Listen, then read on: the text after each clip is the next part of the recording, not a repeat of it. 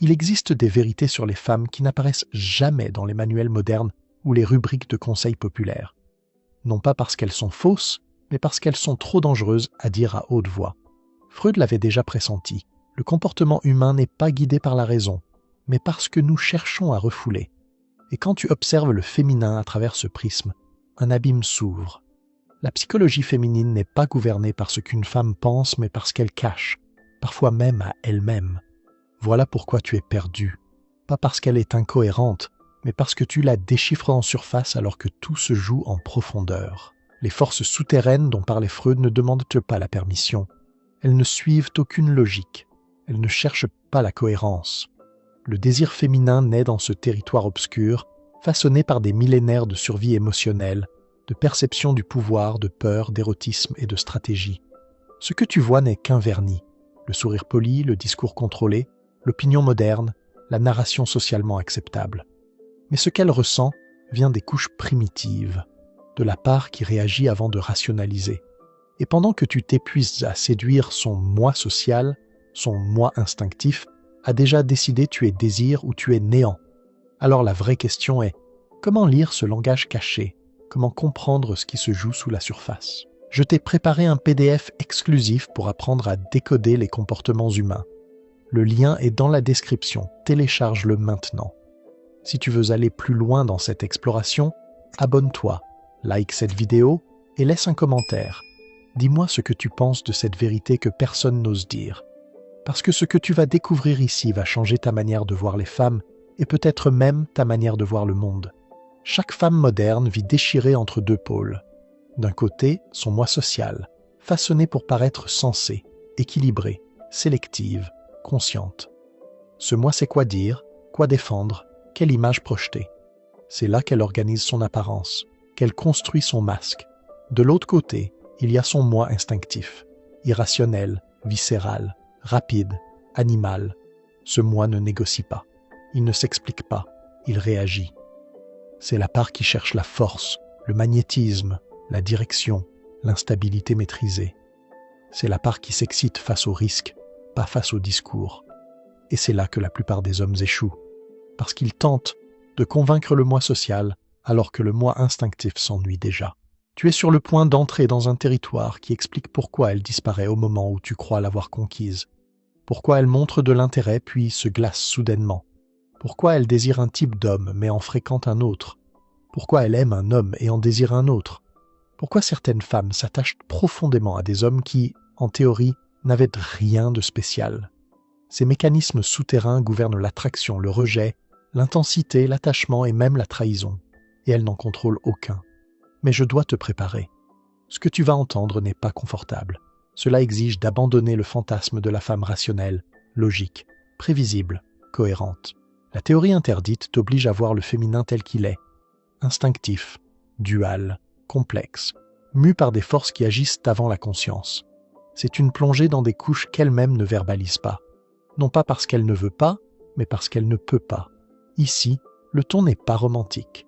Il est clinique, il est sombre, il est interdit, parce qu'il révèle ce qui ne devrait jamais être dit à voix haute.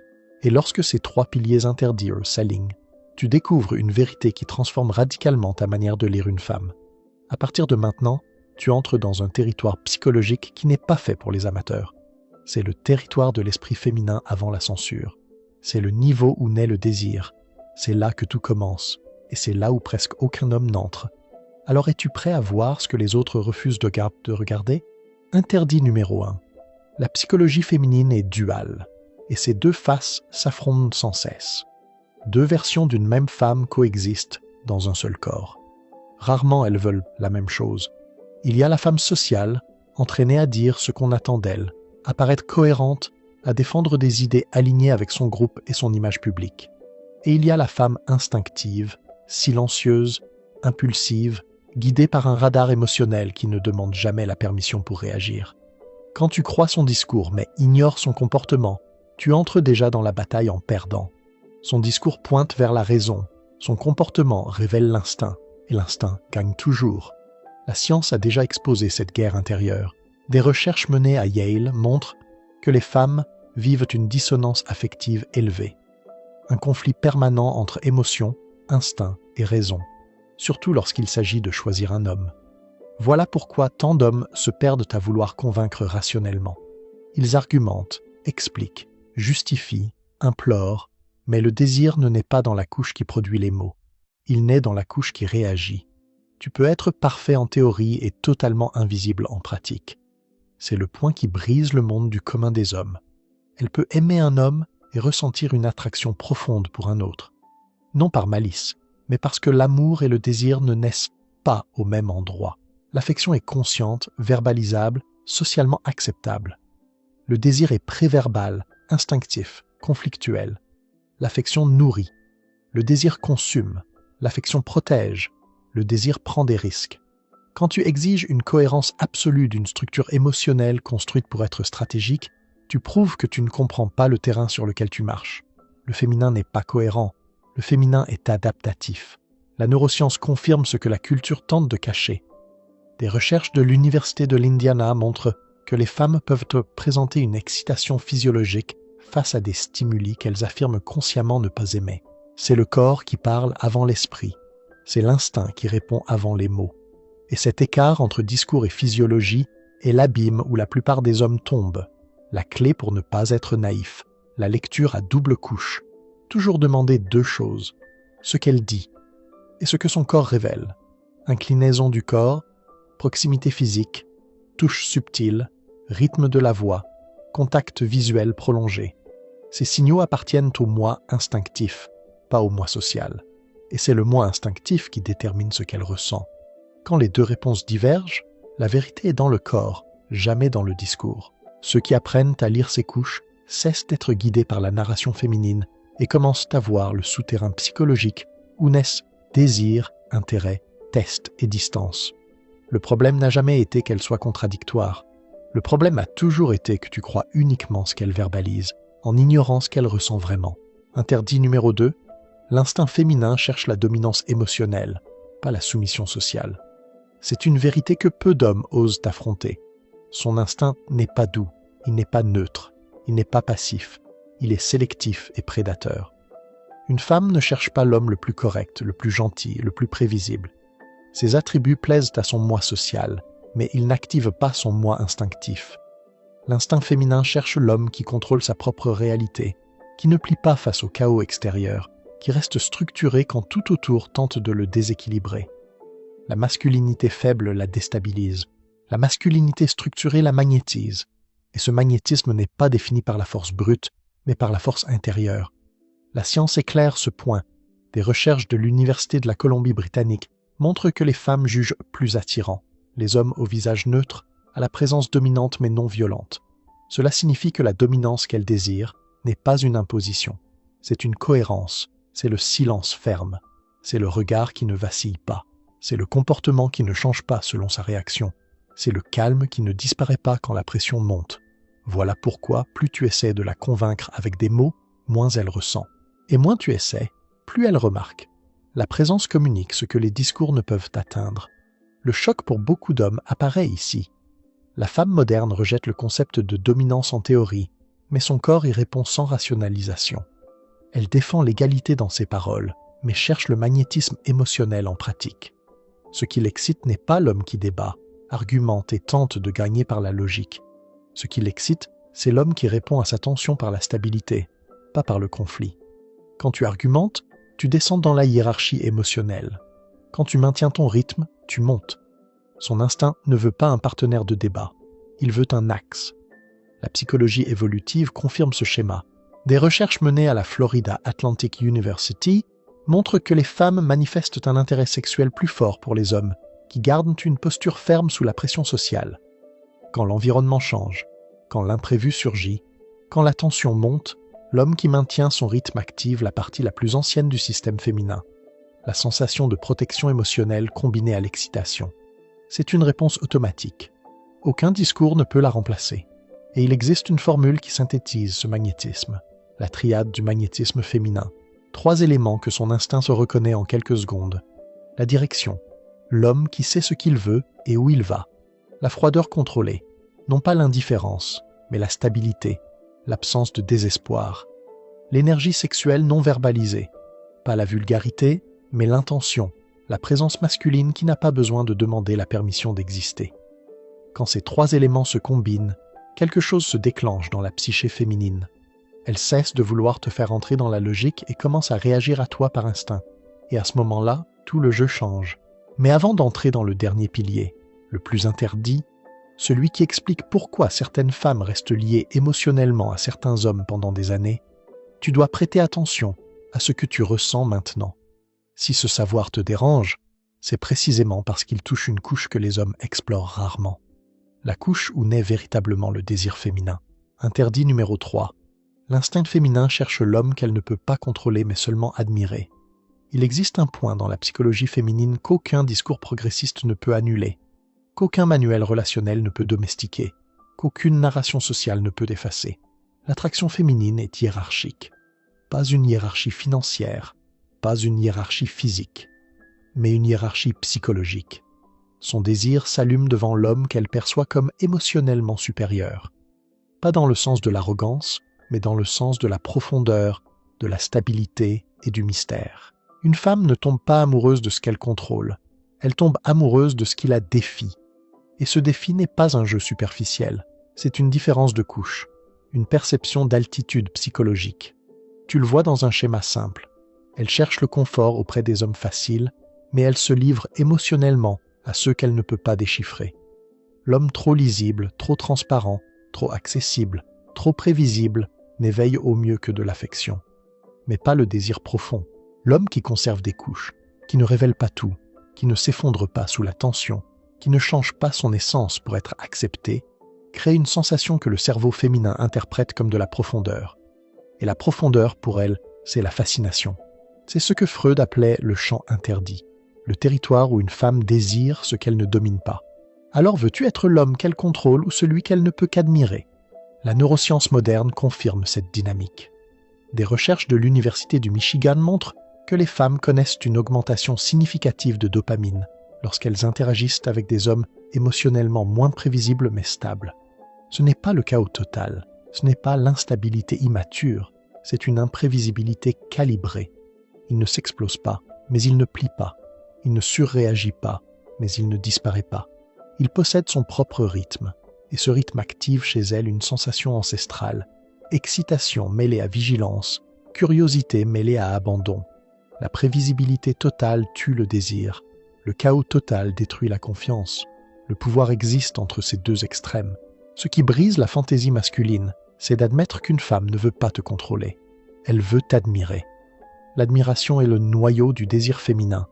Elle peut apprécier l'homme totalement disponible, mais elle ne désire profondément que celui qui la fait réfléchir, questionner, imaginer.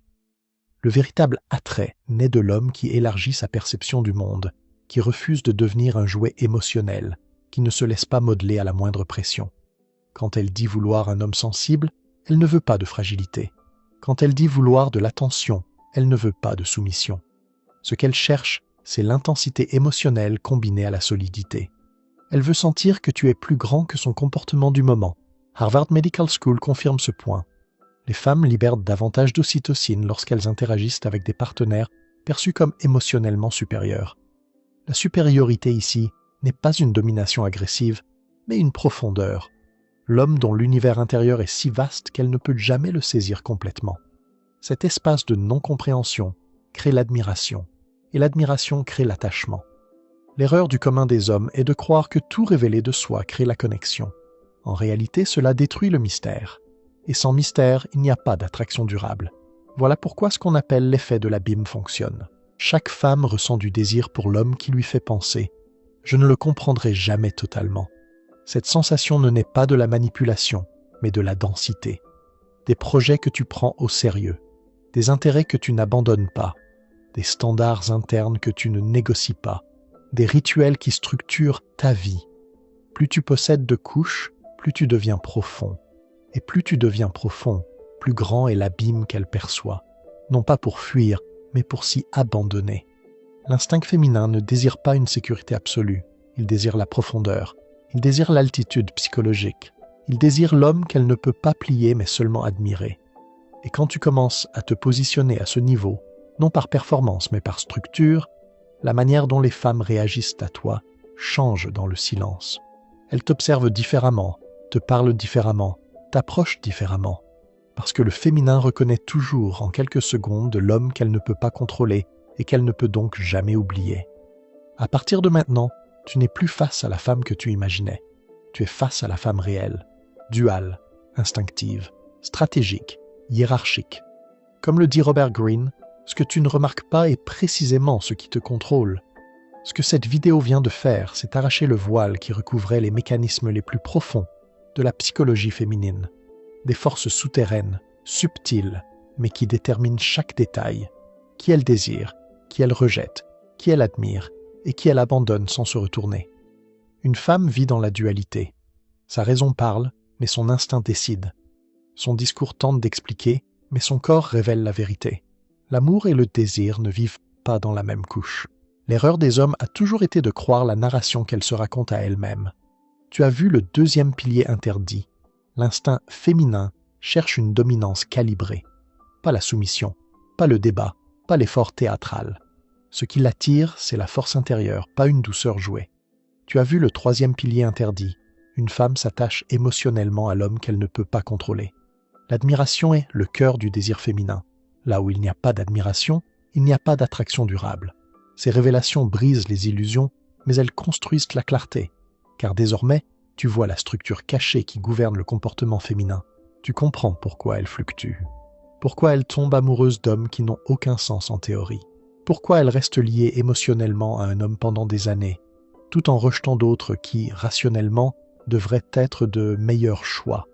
Tu comprends que ce n'est pas l'apparence, ni le statut, ni l'argent. C'est la structure, c'est la profondeur, c'est le magnétisme psychologique.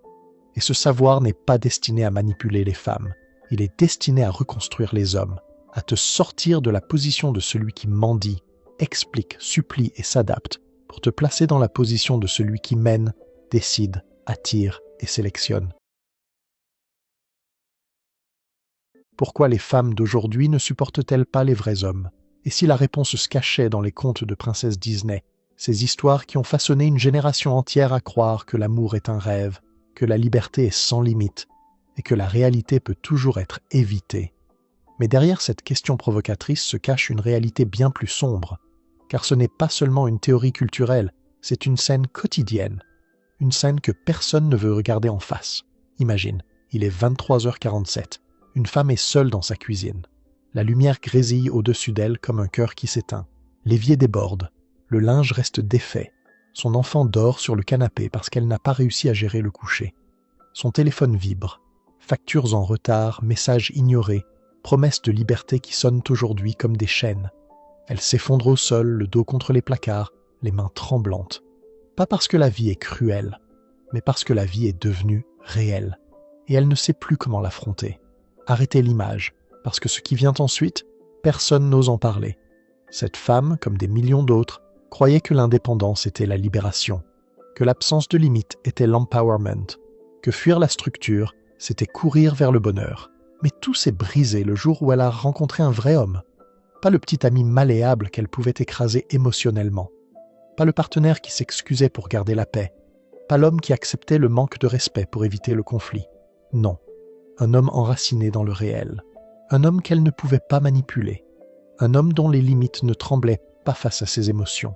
Un homme qui n'avait pas besoin de sa validation pour exister. Et soudain, tout ce qu'on lui avait enseigné s'effondre. Parce que les femmes modernes savent gérer les hommes doux, ceux qu'elles peuvent pousser, façonner, culpabiliser, contrôler. Mais face à un vrai homme, c'est une collision brutale avec une vérité qu'elles n'ont jamais préparée. Maintenant, élargissez le cadre, comme un drone qui s'élève au-dessus d'une ville en ruine. Parce que ce n'est pas seulement son histoire, c'est la vôtre, c'est la nôtre. Et si vous voulez comprendre les comportements humains, si vous voulez décoder ce que personne n'ose dire, j'ai préparé un PDF exclusif pour vous. Le lien est dans la description. Téléchargez-le et commencez à voir ce que les autres ne voient pas. Alors abonnez-vous, likez cette vidéo et dites-moi en commentaire, êtes-vous prêt à affronter cette vérité ou préférez-vous continuer à l'éviter? Voici l'histoire d'une génération entière élevée dans l'immunité émotionnelle. Une génération à qui l'on a répété que les sentiments surpassent les faits, que l'inconfort est une oppression, que les conséquences sont cruelles, que la responsabilité est optionnelle et que les hommes doivent plier, se réduire, s'adoucir et servir. Puis survient la rencontre avec un homme qui refuse de jouer selon ses règles.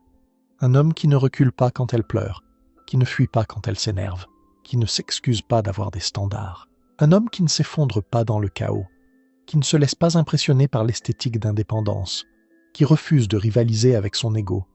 Pour une femme habituée à contrôler par l'émotion, cette rencontre est un choc.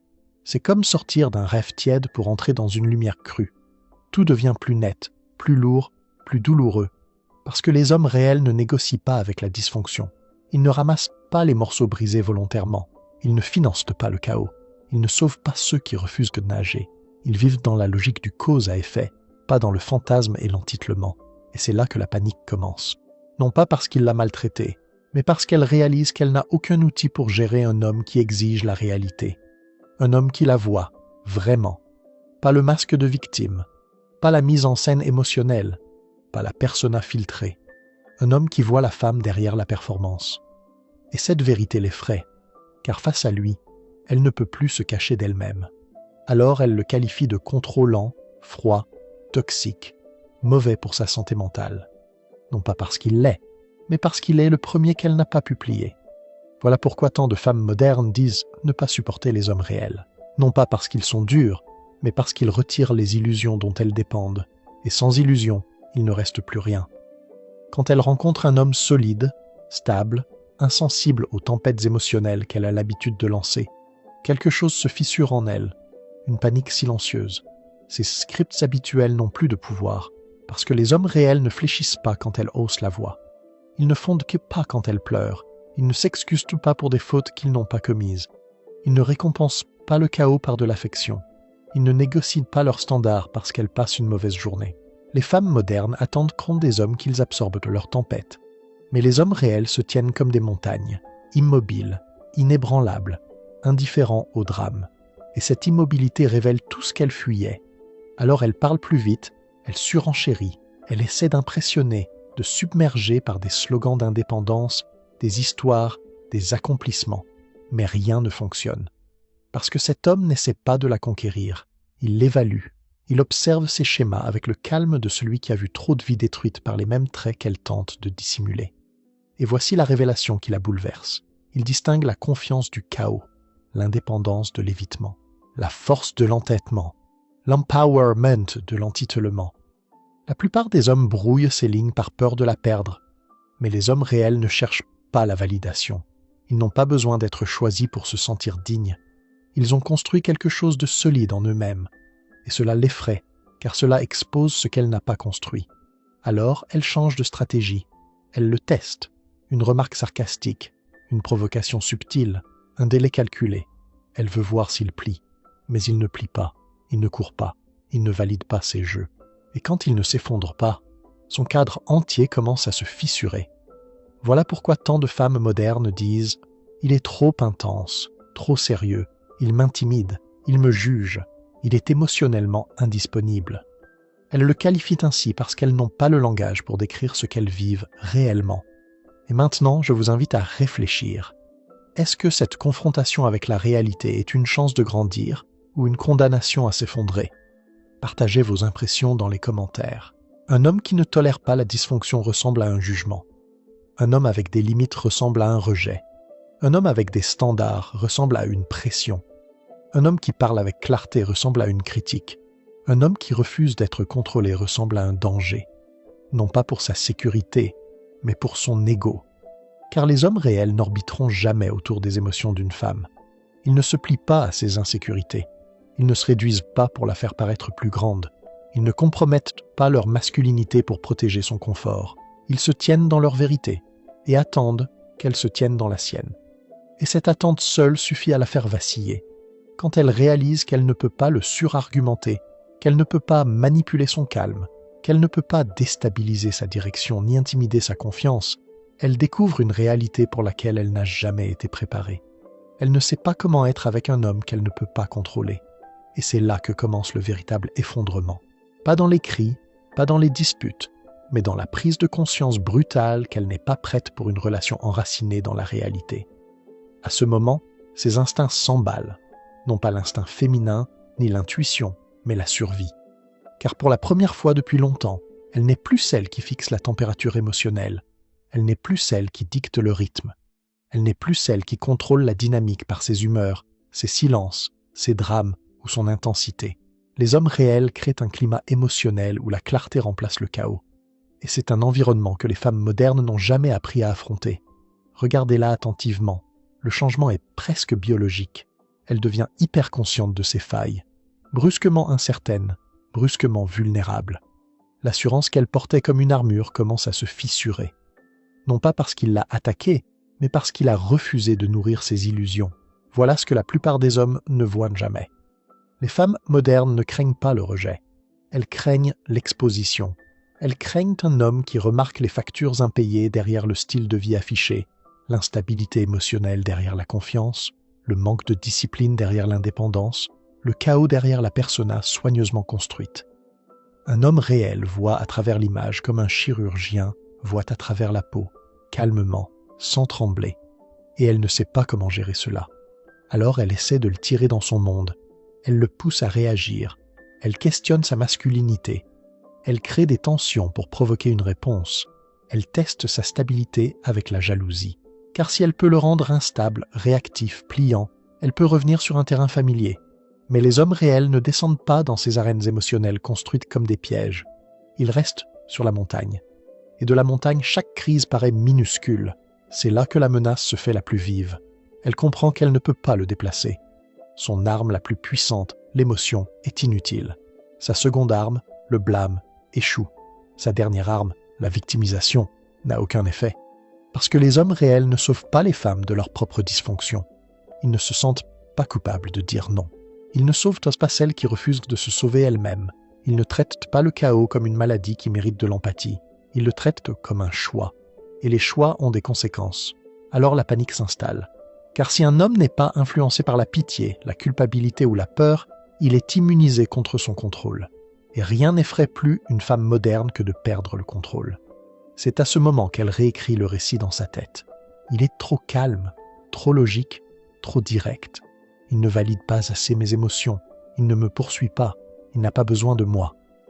Mais derrière ces phrases se cache une vérité qu'elle n'ose pas dire. Je ne sais pas comment être avec un homme qui vit réellement dans la réalité. Et maintenant, je vous invite à réfléchir. Est-ce que cette confrontation avec la réalité est une opportunité de croissance ou une condamnation à l'effondrement? Partagez vos impressions dans les commentaires. Un homme qui valorise la paix plus que l'accès à son corps. Un homme qui place son but au-dessus de son désir de plaire. Voilà la menace ultime pour le monde fantasmé dans lequel elle a grandi. Car les hommes réels ne valident pas la dysfonction par le silence, ils la confrontent par la vérité. Et pour une femme qui a bâti toute son identité sur le fait d'avoir raison, d'être adorée, d'être au centre émotionnel, la vérité ressemble à une violence. Alors elle le désigne comme le problème. Trop froid, trop masculin, trop confiant, trop réel. Parce qu'il est plus facile de diaboliser l'homme qui révèle la faiblesse que de l'affronter. C'est la tragédie qui se déroule lentement. Elle veut un homme réel, mais elle n'est pas encore construite pour en accueillir un. Pas avec ses habitudes, pas avec cet ego. Elle veut sa force, mais pas la responsabilité qu'elle exige. Elle veut sa présence, mais pas la discipline qu'elle demande. Elle veut sa loyauté, mais pas le comportement qu'il obtient. Elle veut son leadership, mais pas l'humilité qui l'équilibre. Et quand elle comprend qu'elle ne peut pas s'élever à son niveau, elle tente de le tirer vers le bas. Trop froid, trop masculin, trop confiant, trop réel. Parce qu'il est plus facile de diaboliser l'homme qui révèle la faiblesse que de l'affronter. C'est la tragédie qui se déroule lentement. Elle veut un homme réel, mais elle n'est pas encore construite pour en accueillir un.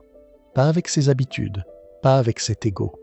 Elle veut sa force, mais pas la responsabilité qu'elle exige. Elle veut sa présence, mais pas la discipline qu'elle demande. Elle veut sa loyauté, mais pas le comportement qu'il obtient. Elle veut son leadership, mais pas l'humilité qui l'équilibre. Et quand elle comprend qu'elle ne peut pas s'élever à son niveau, elle tente de le tirer vers le bas. Mais les hommes réels ne descendent pas. Ils restent debout, solides, immobiles. Et c'est là qu'elle découvre la vérité. Il n'était pas trop pour elle. Elle était trop peu préparée pour lui. Alors tout ce qu'elle a évité la rattrape. Parce qu'une fois qu'une femme moderne réalise qu'elle ne peut pas abaisser un homme réel, elle commence à sentir le poids de devoir s'élever. et s'élever exige discipline, constance, humilité, régulation émotionnelle, conscience de soi, des muscles qu'elle n'a jamais développés. Regardez ce qui se passe ensuite. C'est presque mathématique. Phase 1, le doute. Elle se demande pourquoi elle se sent si dépassée en sa présence, pourquoi elle perd le contrôle de ses émotions, pourquoi elle se sent exposée, pourquoi elle retombe dans les larmes, les disputes, les blocages, pourquoi elle craint de le perdre plus qu'elle ne craint de se perdre elle-même. Phase 2, la rancune. Les qualités qu'elle admirait deviennent des défauts. Sa stabilité paraît froide, ses limites semblent oppressives, sa clarté paraît dure, sa discipline paraît restrictive, son refus du chaos devient jugement. Elle le blâme pour les standards qu'elle ne peut pas atteindre. Elle le blâme pour ne pas céder à ses tempêtes. Elle le blâme pour ne pas se plier à ses désirs.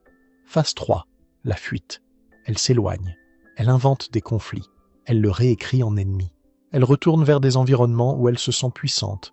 Des amis qui valident son rôle de victime. Des hommes qui l'adorent au lieu de l'évaluer. Des espaces où la responsabilité est facultative. Tout pour échapper à la pression de grandir, parce que les hommes réels exigent une chose que les femmes modernes n'ont jamais été préparées à donner, la réalité. Pas les crises, pas les récits, pas les rançons émotionnelles, la réalité. Et la réalité exige la responsabilité. Alors elle part, non pas parce qu'il l'a blessée, mais parce qu'il l'a révélée. Et rien ne terrifie plus une femme moderne que d'être vue sans filtre.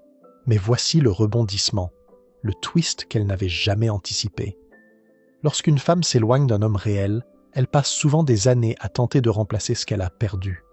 Elle fréquente des hommes plus doux et ils l'ennuient, des hommes chaotiques et ils l'épuisent, des hommes plus faibles et elle perd le respect, des hommes instables émotionnellement et elle s'effondre avec eux. Aucun ne reflète l'équilibre, la confiance, la direction, la structure, la souveraineté émotionnelle qu'elle avait goûtée, brièvement, dans cet homme qu'elle n'a pas su gérer. Car les hommes réels offrent une stabilité qui persiste, une clarté qui hante, une paix qui détruit à jamais l'appétit pour le chaos. Et c'est là que la révélation surgit. Elle n'était pas dépassée parce qu'il était trop. Elle était dépassée parce qu'il était le premier à lui demander de devenir davantage, plus discipliné, plus honnête, plus responsable, plus mature émotionnellement, plus consciente de son propre chaos. Mais le conditionnement moderne n'enseigne pas aux femmes à grandir, il leur enseigne à blâmer. Alors au lieu de s'élever, elles s'effondrent. Au lieu d'apprendre, elles s'enfoncent. Au lieu d'évoluer, elles ressentent du ressentiment. Parce qu'un homme réel expose tout ce qu'elles ont évité. Les mauvaises habitudes, la fragilité émotionnelle, l'entitlement, le manque de structure, l'absence de discipline, l'addiction à la validation, le fantasme d'une indépendance sans compétence. Et une fois qu'elles se voient clairement, elles ne peuvent plus désapprendre cette vision. Certaines femmes grandissent à partir de ce moment, la plupart non. Mais les hommes qui regardent, ceux qui écoutent, doivent comprendre cette vérité.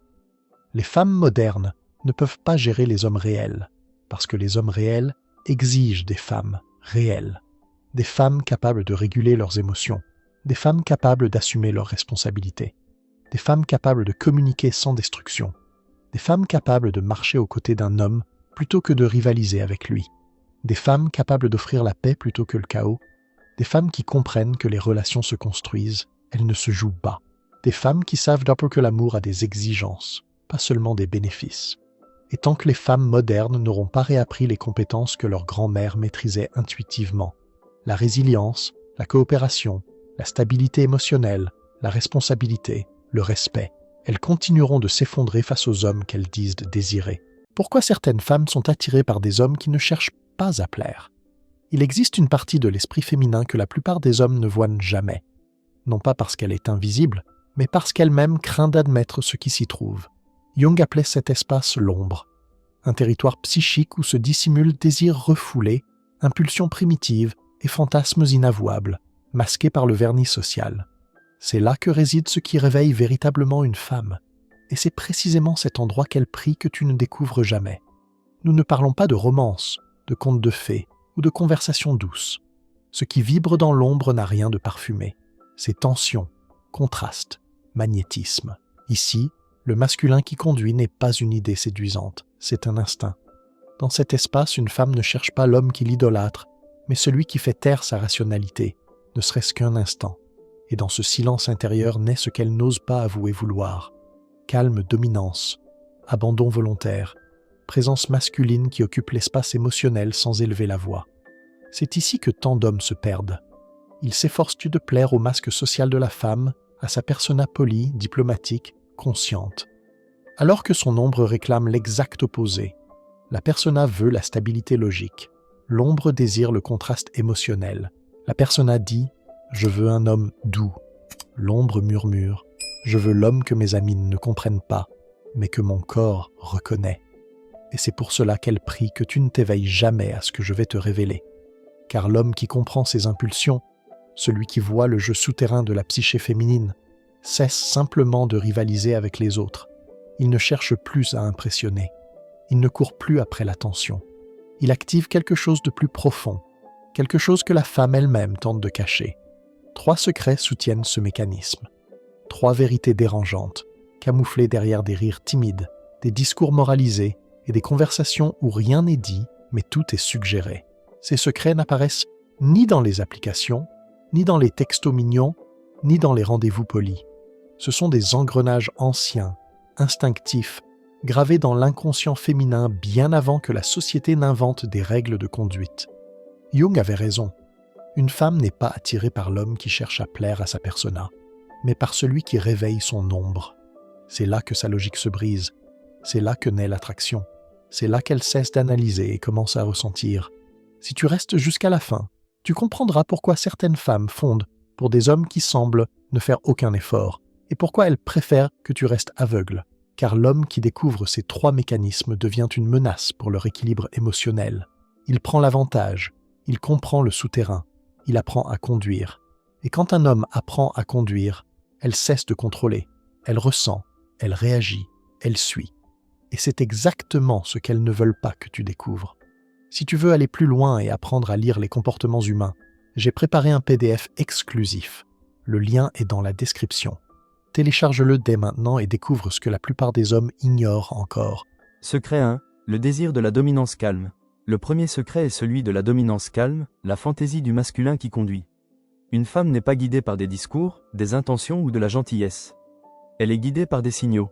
Et le signal le plus puissant qu'un homme puisse émettre est cette dominance silencieuse, la posture tranquille de celui qui n'a pas besoin de se battre pour l'espace, mais qui l'occupe naturellement. C'est ici que beaucoup d'hommes sabotent leur propre attraction. Ils croient qu'ils doivent plaire pour être acceptés. En réalité, cette tentative de plaire communique l'exact opposé. Quand tu ajustes ton comportement pour obtenir l'approbation, tu te rétrécis devant elle. Et quand tu te rétrécis, elle cesse de ressentir ce qui active sa plus profonde fantaisie, le sentiment d'être face à un homme qui conduit. Son désir ne naît pas de la perfection de tes gestes, mais de la fermeté de ton énergie.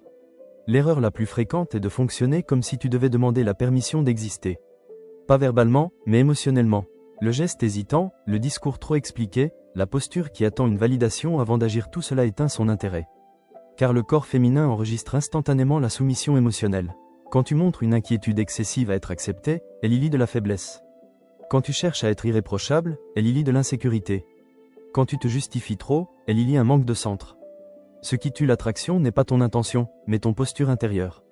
Une femme répond à l'homme qui ne demande pas de place mais la crée. À l'homme qui n'attend pas de garantie mais offre une direction. Cette direction n'a rien à voir avec un contrôle agressif. Elle est stabilité. Des études de l'Université du Texas montrent que les femmes perçoivent la dominance calme à travers ta manière de bouger, la cadence de ta voix, la façon dont tu termines une phrase sans précipitation, sans tremblement, sans justification.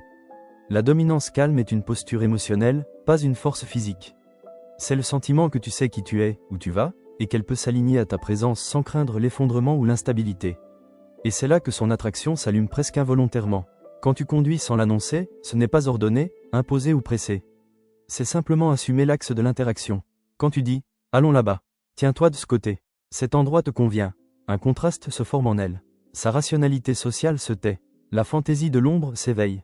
L'énergie bascule, car elle sent qu'elle peut s'écouler avec toi sans avoir besoin de contrôler quoi que ce soit. Elle ne veut pas être contrôlée, elle veut être conduite, et cela est confirmé par des recherches de la Florida Atlantic University qui révèlent que les femmes jugent les hommes plus attirants lorsqu'ils affichent une présence ferme combinée à une stabilité émotionnelle. C'est le mélange parfait entre sécurité et tension, entre fermeté et douceur, entre silence et direction. Ce schéma active en elle un sentiment de protection excitante. Un sentiment qui ne peut pas être fabriqué par des mots, mais seulement transmis par posture. Voilà pourquoi, dans la vie quotidienne, l'homme qui veut accéder à ce niveau d'attraction doit opérer dans un cadre de leadership. Définir la direction avant de parler. Décider du ton de l'interaction avant d'arriver. Entrer dans n'importe quel environnement comme quelqu'un qui sait déjà pourquoi il est là. Ce n'est pas de l'arrogance, c'est du centre, et elle ressent ce centre comme une invitation à se détendre.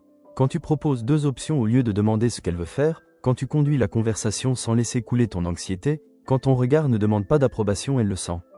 Elle le sent toujours. La dominance calme est cette force silencieuse qui plie l'espace autour de toi sans effort. Et c'est là que sa fantaisie commence. Secret 2, le désir d'invasion mentale. Le deuxième secret est celui de l'invasion mentale, la fantaisie de l'homme qui lit en elle. Un homme échoue non par manque d'intention, mais par excès de transparence. Il s'expose trop vite, parle trop, donne trop et oublie ce qui éveille réellement l'esprit féminin, le sentiment d'être perçu.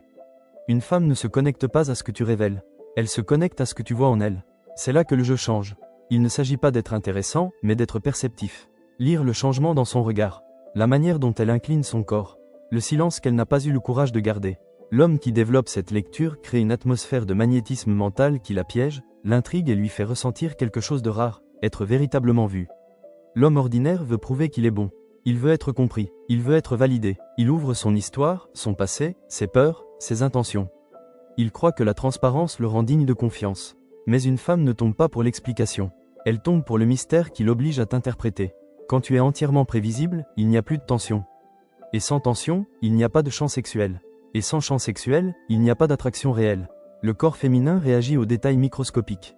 Des études de l'Université de Californie montrent que lorsqu'une femme perçoit qu'un homme remarque ses micro-gestes, il y a une augmentation de la dopamine, le neurotransmetteur de l'excitation et de l'intérêt. Elle remarque si tu vois la façon dont elle touche ses cheveux. Elle remarque si tu captes le changement de rythme dans sa voix lorsqu'elle parle d'un sujet sensible. Elle remarque si tu comprends qu'elle est mal à l'aise, même si elle sourit pour le cacher. La lecture dominante naît de cette sensibilité. Et cette sensibilité, contrairement à ce que beaucoup croient, ne fait pas de toi un homme fragile, mais un homme affûté. Une femme ne veut pas d'un homme qui suit des instructions. Elle veut celui qui interprète l'implicite. Elle ne veut pas verbaliser tout ce qu'elle ressent. Elle veut que tu le perçoives sans qu'elle ait à demander. Quand tu ajustes ton comportement face à un malaise subtil sans qu'elle ait besoin de l'exprimer, elle se sent en sécurité. Quand tu avances en réponse à un signal silencieux d'intérêt, elle ressent de la tension. Et cette tension est la colle invisible qui sépare l'homme ordinaire de celui qui entre dans son esprit. Des recherches de l'Université de Colombie-Britannique confirment que les femmes sont plus attirées par les hommes capables de lecture contextuelle, ceux qui perçoivent les émotions sans dépendre des mots. 3 signaux suffisent à révéler presque tout. La distance physique qu'elle maintient, l'orientation de son corps par rapport au tien, et le rythme de son discours. Les hommes qui maîtrisent ces 3 éléments maîtrisent l'interaction sans élever la voix. L'outil le plus puissant de cette invasion mentale est le rituel des 15 secondes. 15 secondes de silence actif, avec une présence totale, observant son regard sans urgence. Ce silence dépouille tout. Il expose ce qu'elle tente de cacher. Il révèle si elle est à l'aise, nerveuse, attirée ou simplement polie. Les hommes anxieux fuient cet espace. Les hommes à énergie dominante l'utilisent pour lire, interpréter et conduire. Le silence n'est pas un échec de conversation. Le silence est une loupe émotionnelle. Il ouvre des fissures que les mots n'ouvrent pas. Il révèle ce que sa rationalité tente de dissimuler. C'est dans le silence que tu entres. C'est dans le silence que tu lis. C'est dans le silence que tu domines sa perception. Mais avant de révéler le dernier secret, tu dois comprendre pourquoi tout cela fonctionne si profondément. Il existe un mécanisme que peu connaissent. Un mécanisme qui unit psychologie féminine, langage corporel, tests inconscients et le côté caché de l'attraction. Ce mécanisme transforme un homme ordinaire en quelqu'un d'impossible à ignorer. Secret 3, le désir de soumission volontaire. Le 3e secret est celui de la soumission volontaire, la fantaisie de l'homme qui l'engloutit émotionnellement. C'est une fantaisie que presque aucune femme n'avoue, mais que toutes ressentent lorsqu'elles rencontrent le bon type d'homme. La fantaisie de l'abandon émotionnel. Ce n'est pas une soumission forcée. Ce n'est pas de la fragilité. Ce n'est pas une perte d'autonomie. C'est la sensation d'être face à quelqu'un dont la direction intérieure est si ferme, si centrée, si inébranlable que son corps se détend sans demander la permission. Une femme ne désire pas l'homme qui la presse. Elle désire celui qui fait taire sa rationalité sociale et laisse son instinct prendre le relais. C'est l'homme qui l'engloutit émotionnellement. C'est l'homme qu'elle suit volontairement. C'est l'homme qu'elle craint de rencontrer trop tôt, car après lui, tous les autres paraissent petits. La destruction de cette fantaisie commence toujours de la même manière, l'homme qui exige la réciprocité émotionnelle. Il veut des garanties, il veut des signes d'intérêt, il veut de la validation, il veut un effort égal. Mais en exigeant, il révèle son besoin. En demandant, il expose son insécurité. En cherchant la réciprocité, il brise le mystère qui soutient l'attraction. Rien ne tue le désir féminin plus vite qu'un homme qui montre qu'il a besoin d'elle pour se sentir stable. Une femme est attirée par la direction, pas par les résultats. Des recherches de l'université de Cambridge montrent que ce qui réveille véritablement l'instinct féminin n'est pas le succès d'un homme, mais son vecteur, son axe, sa trajectoire, sa clarté de mouvement. Elle ressent du désir lorsqu'elle perçoit que tu avances vers quelque chose de plus grand, même si tu ne l'as pas encore atteint. Elle n'a pas besoin que tu prouves. Elle a besoin que tu montres où tu vas. Et dans cette direction, l'énergie masculine se révèle. La soumission émotionnelle ne vient pas du romantisme. Elle vient de la force intérieure. La fantaisie féminine n'est pas le scénario parfait, mais la présence parfaite. La sécurité émotionnelle qu'elle ressent lorsqu'elle est face à quelqu'un qui ne perd pas son axe, qui ne s'effondre pas face au rejet, qui ne panique pas face au silence, qui ne négocie pas pour obtenir de l'attention. Elle veut sentir que tu peux porter le poids de l'interaction. Elle veut sentir que lorsque son monde intérieur tremble, tu restes entier. Cette constance réveille quelque chose d'ancestral, le sentiment de protection excitante. Ce n'est pas rationnel, ce n'est pas moral, c'est instinctif. Des études de la Harvard Medical School montrent que les femmes présentent une activation plus forte de l'amygdale lorsqu'elles perçoivent des hommes dotés d'une grande constance émotionnelle. Cela signifie qu'elles associent la stabilité masculine à la sécurité et à l'excitation simultanément. C'est cette combinaison qui crée le magnétisme invisible, le champ émotionnel qui lui fait baisser sa garde sans s'en rendre compte. La cohérence entre tes paroles et ton langage corporel soutient ce magnétisme. Quand tu dis peu mais transmets beaucoup. Quand tes actions révèlent plus que tes mots. Quand ton geste confirme ton intention. Elle sent qu'elle est face à quelqu'un de réel, solide, entier. Le magnétisme du vecteur est l'apogée de cette fantaisie. Il ne dépend pas de la force physique ni de l'imposition. Il dépend de l'espace émotionnel. L'homme qui maîtrise ce vecteur décide du climat de l'interaction. Il fixe le rythme. Il définit si l'énergie sera lente, intense, provocatrice ou silencieuse. Il crée le champ. Elle entre dans ce champ. Elle s'y adapte. Et c'est là que naît la soumission volontaire. Non pas parce que tu l'as exigé. Non pas parce que tu l'as demandé. Mais parce que ton énergie crée une direction si claire, si ferme, si profonde que résister demande plus d'efforts que se laisser aller. La soumission volontaire, c'est ce moment où une femme sent que te suivre est naturel. Et quand cela arrive, tout change. Elle ne rationalise plus, elle suit, elle ne contrôle plus, elle réagit, tu ne la séduis pas, tu conduis. Les 3 secrets que tu viens de découvrir sont le cœur de ce mécanisme. La dominance calme, qui crée direction et stabilité. L'invasion mentale, qui lie l'implicite et transforme l'interaction en tension. La soumission volontaire, qui la fait se détendre dans ta présence parce qu'elle sent que tu as accès, but et force intérieure. Ces 3 piliers ne sont pas des astuces. Ce ne sont pas des manipulations. Ce ne sont pas des jeux destinés à tromper. Ce sont l'expression la plus pure de la masculinité alignée, présence, stabilité, maîtrise de soi. Quand ces 3 aspects s'unissent, une femme ne choisit pas de ressentir l'attraction. Un phénomène discret s'est glissé sous la surface de notre vie moderne, si discret que la plupart ne l'ont pas vu venir, jusqu'à ce que ses effets deviennent impossibles à ignorer. Les hommes se sont retirés, pas un peu, pas à moitié, pas de manière sélective. Ils ont cessé d'approcher les femmes, comme si un interrupteur culturel avait été actionné, et que l'instinct qui animait jadis la rencontre humaine avait soudainement perdu sa charge. Les femmes regardent autour d'elles, se demandant où la tension s'est évaporée. Pourquoi l'énergie sociale semble vidée? Pourquoi les interactions qui paraissaient normales hier sont devenues rares aujourd'hui? Et les hommes, eux, avancent avec une prudence stratégique qui aurait semblé excessive il y a 20 ans, mais qui aujourd'hui ressemble à une question de survie. Voici la partie la plus troublante. Ce retrait n'a rien à voir avec le désir. Les hommes veulent toujours la connexion. Ils ressentent toujours l'attraction. Leur biologie n'a pas changé. Ce qui a changé, c'est leur calcul, leur analyse froide du rapport coût-bénéfice.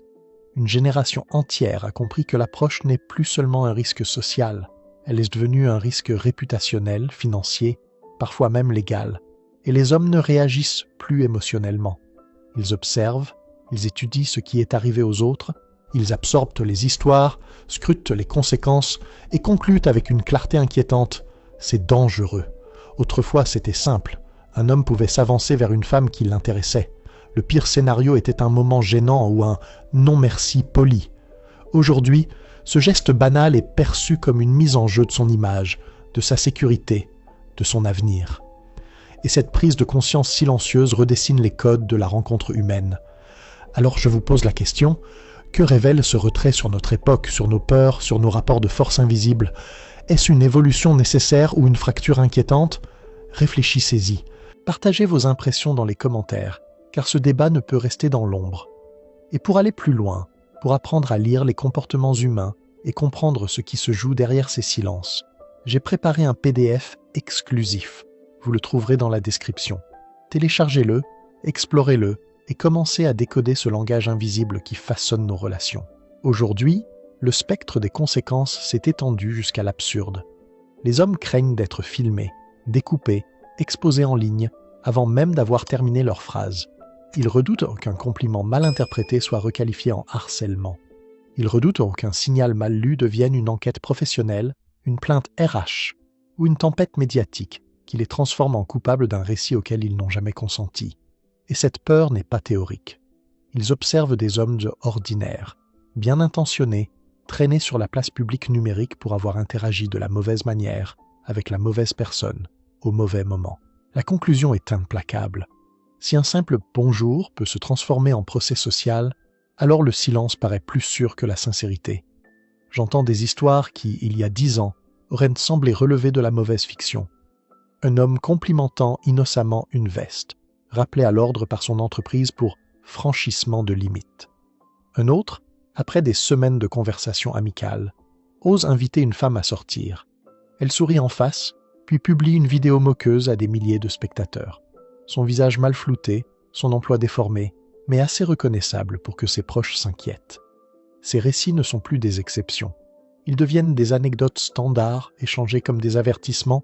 Elles y voient de la timidité, un manque de confiance, une incompétence romantique. Mais cette lecture rate la vérité. Les hommes n'ont pas disparu par faiblesse. Ils ont disparu par vigilance. Parce que le terrain moderne des rencontres ressemble à un champ de mines invisibles, où un seul faux pas déclenche des conséquences disproportionnées. Et cette vigilance s'amplifie à chaque contradiction célébrée en ligne.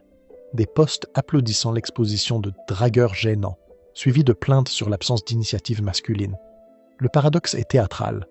On ne peut pas humilier publiquement les hommes pour avoir osé engager, puis s'étonner qu'ils cessent d'engager. La culture les a entraînés à se retirer, et maintenant ont faim de ne pas comprendre ce retrait. Les hommes traitent désormais les espaces publics comme des lieux de travail. Dans les magasins de bricolage, ils restent concentrés.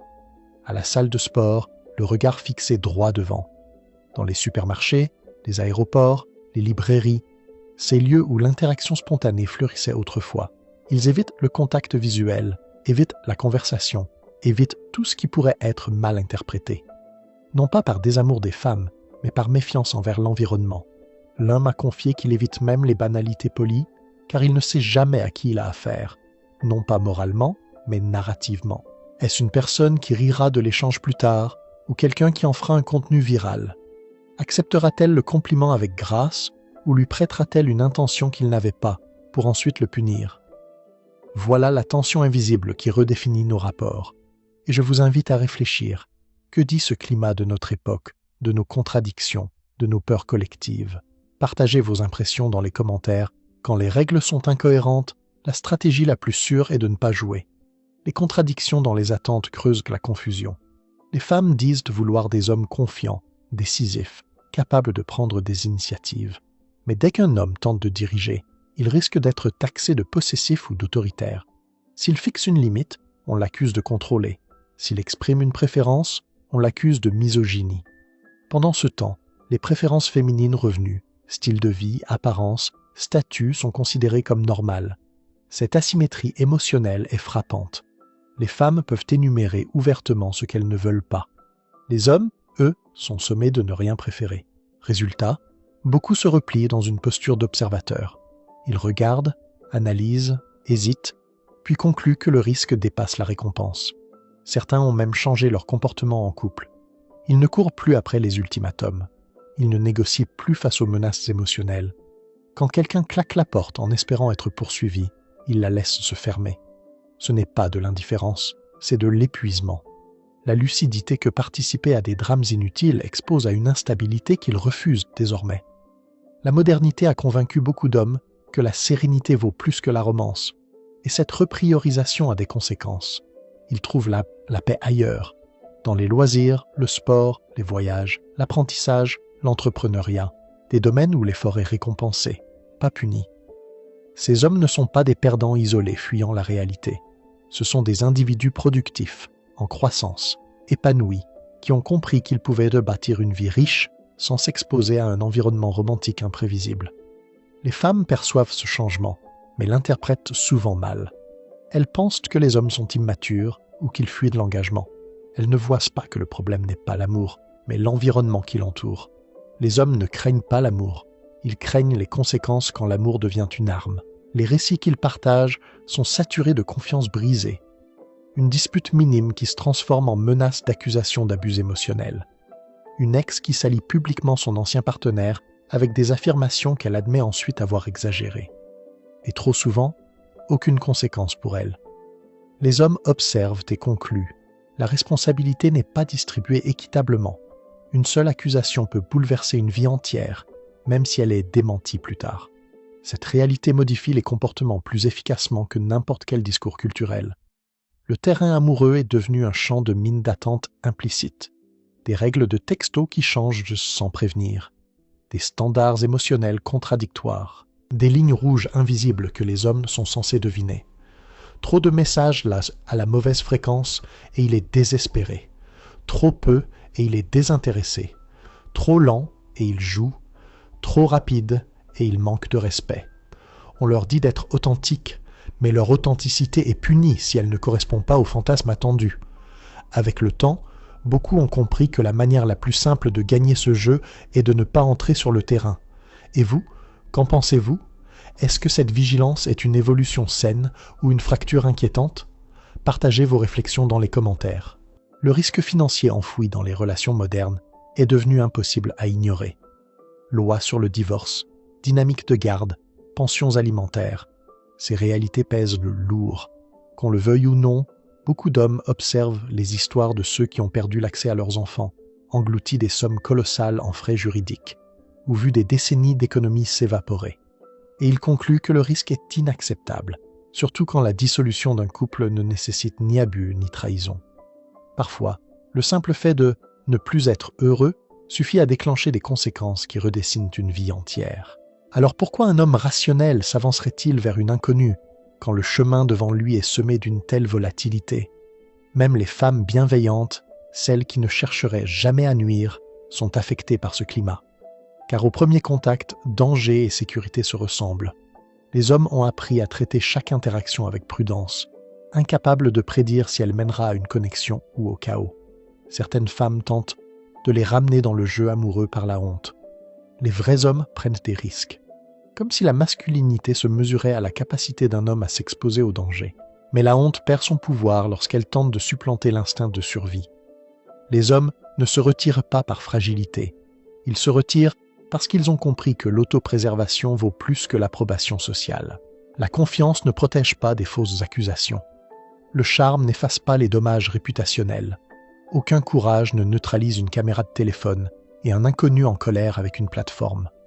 Le script ancien ne fonctionne plus, car les enjeux sont devenus méconnaissables.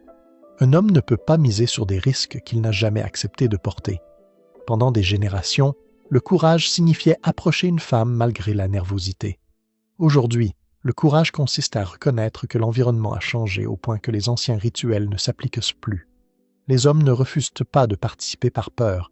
Ils refusent parce que les règles punissent désormais l'initiative qu'on louait autrefois. Hier, un homme craignait de se ridiculiser. Aujourd'hui, il craint de perdre tout ce qu'il a construit. Il pèse la joie d'une rencontre contre la possibilité qu'elle soit plus tard réinterprétée, remodelée ou exploitée pour obtenir de la sympathie, de la validation ou du divertissement. Et il sait qu'une fois l'histoire lâchée dans le monde, aucune vérité ne peut la rattraper. Voilà le dilemme silencieux qui redéfinit les rapports modernes. Et vous, que pensez-vous de ce prix caché de l'amour ? Est-ce une évolution nécessaire ou une fracture inquiétante ? Partagez vos réflexions dans les commentaires. Voilà pourquoi tant d'hommes ont adopté une philosophie glaçante. Si mon intention peut être réécrite par quelqu'un d'autre, alors mon silence est ma seule protection. Les femmes interprètent souvent ce silence comme de l'apathie. Elles pensent que les hommes se désengagent parce qu'ils ne se soucient plus. Elles ne réalisent pas que le silence est devenu une stratégie de survie. Un homme qui s'avance peut être mal catégorisé. Un homme qui se tait ne peut pas être déformé. Et à mesure que les hommes se retirent, une ironie étrange apparaît. Les femmes disent vouloir des hommes forts, stables, responsables, des hommes avec une direction. Le désinvolte, le téméraire, celui qui n'a rien à protéger, lui continue d'approcher. Mais l'homme qui traite sa vie comme un investissement refuse de la jouer comme un billet de loterie. Cela a créé une nouvelle fracture culturelle, non pas entre hommes et femmes, mais entre hommes qui ont quelque chose à perdre et ceux qui n'ont rien. Et les premiers quittent la table. Ils voient les définitions mouvantes du harcèlement. Ils voient le consentement traité comme fluide. Ils voient les ruptures comme transformées en accusations, les moments privés utilisés comme armes, les malentendus traités comme des crimes. Ils voient la procédure s'effriter, la vulnérabilité masculine tournée en dérision et la prudence masculine qualifiée de lâcheté. Alors ils construisent leur vie loin du chaos. Pour la première fois dans l'histoire moderne, la responsabilité de maintenir la connexion humaine repose disproportionnellement sur les femmes. Beaucoup ne savent pas comment gérer ce basculement. Elles n'ont jamais été obligées d'initier. Elles n'ont jamais appris à signaler la sécurité. Elles n'ont jamais appris à faire sentir à un homme qu'il est accueilli plutôt que menacé. Et maintenant, avec le retrait des hommes, elles découvrent une réalité qu'elles n'avaient jamais imaginée. L'attention n'est pas garantie. Voici ce que peu osent dire à voix haute. La solution ne viendra pas de la honte. Elle viendra de la construction d'un environnement où les hommes se sentent à nouveau en sécurité. Les hommes n'ont pas besoin d'encouragement. Ils ont besoin de confiance. Ils n'ont pas besoin de conseils en assurance. Ils ont besoin d'équité. Ils n'ont pas besoin d'un nouveau discours sur le courage. Ils ont besoin de la certitude que ce courage ne sera pas puni.